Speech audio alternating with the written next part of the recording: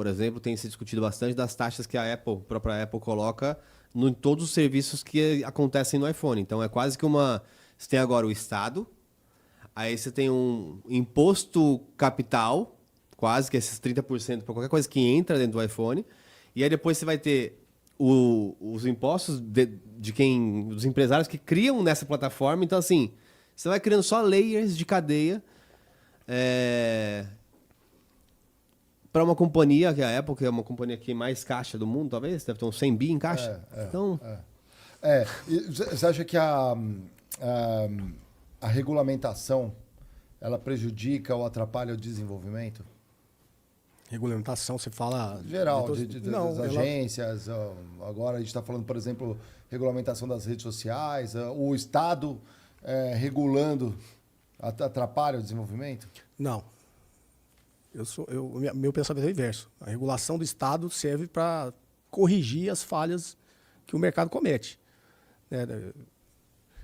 Acho que vocês já entrevistaram o Paulo Gala aqui, né? Sim.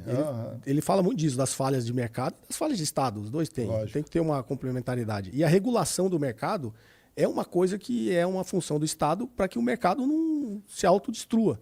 O que aconteceu na crise do subprime foi a falta de regulamentação. Exato. Foi aquela onda inicial do neoliberalismo de tirar tudo e qualquer regulamentação do Estado, fez com que o capital privado fizesse as atrocidades que fez atrás de retorno. Né? Então, quando você pega a melhor fase do capitalismo, foi a fase que o Estado regulava tudo. Que, inclusive, era das ideias keynesianas. Né? A melhor fase do capitalismo foi da final da Segunda Guerra Mundial de 45 até a década de 70. Né? E aí a gente fala, existia um equilíbrio de forças, existia uma luta por mentes e corações depois da Segunda Guerra Mundial. Né? Do lado dos aliados, quem venceu a guerra as duas potências foi a Rússia e os Estados Unidos. Né? A Inglaterra tinha deixado já de ser uma potência justamente por isso. Aí veio o acordo de Bretton Woods, que ajudou, obviamente, os Estados Unidos, né? Quando elegeram o dólar a moeda mundial. Na realidade, no início de Bretton Woods, eles queriam... que é mais ou menos que era mais ou menos o que o BRICS quer agora. Eles queriam criar meio que uma cesta de moedas para criar uma unidade ali e servir. Aí acabou na negociação, virou o dólar. E imagina, você é o país que emite a moeda mundial. Você que vai mandar no mundo, foi o que aconteceu. Só que existia... Aí acabou a Segunda Guerra Mundial, veio a Guerra Fria. A Guerra Fria era uma guerra de conquistar mentes e corações para o socialismo ou para o capitalismo. Então, nesse momento de 45 até a década de 70, meados da década de 70 final, o capitalismo ele precisou criar um estado de bem-estar social. Ele precisou intervir muito na economia, ele precisou ser forte na economia, criar políticas públicas de bem-estar social, porque ele tinha um concorrente poderoso que era o socialismo. O tempo todo, ele era comparado o tempo todo. Então, foi a melhor fase do capitalismo. Com a derrocada do modelo soviético, da União Soviética, o que aconteceu? O capitalismo ficou sozinho, iniciou-se o neoliberalismo, que era, agora nós vencemos, não temos que dar satisfação para ninguém, não precisamos regular nada, desregulamenta tudo, deixa tudo desregulamentado. Foi a era do Reagan e da Thatcher. Desregulamentou tudo, deu no que deu a crise do subprime, que aquilo era a desregulamentação total do mercado. Quando você deixa o mercado todo desregulamentado, é óbvio que os caras vão fazer besteira. Eu vejo também um outro lado, que é quem regula.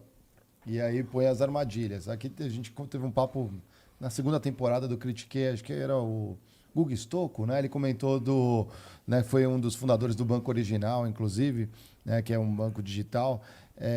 E ele comentou sobre a Lei Geral de Proteção de Dados, que parece uma coisa boa, né? Pô, você vai acessar um site, vamos pegar os cookies, ou você vai pegar alguma coisa digitalmente, né? Na nossa atividade digital, você tem a lei, né, que protege os dados. Só que ele falou, pô, mas isso também cria uma barreira, porque os nossos dados já foram usados para construir várias coisas. Por exemplo, o Waze, ele citou acho que esse exemplo, né? O Google Maps, usou um monte de dados que estavam sendo usados quando ainda não tinha regulamentação.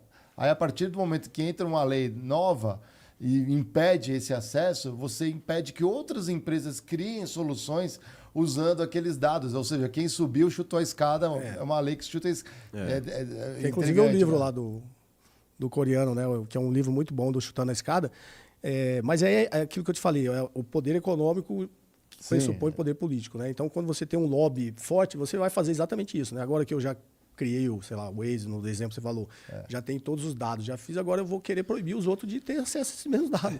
Não entrando em mais polêmicos, né, que a gente está partindo já para as partes finais do nosso programa, Mas é um pouco do que está acontecendo com as bets, né? Então, assim, agora... E acho que deveria ter algum certo limite de controle mais próximo, porque é um produto que mexe muito com o emocional puramente da população e não gera grandes coisas. Mas quando você põe aquela taxa para você abrir o processo no governo a 30 milhões de reais, meu amigo, já acabou. Assim, só vai criar uma bet hoje em dia quem já está dentro do sistema. Pronto. Não há como você criar. Quem aí vai ter uma ideia?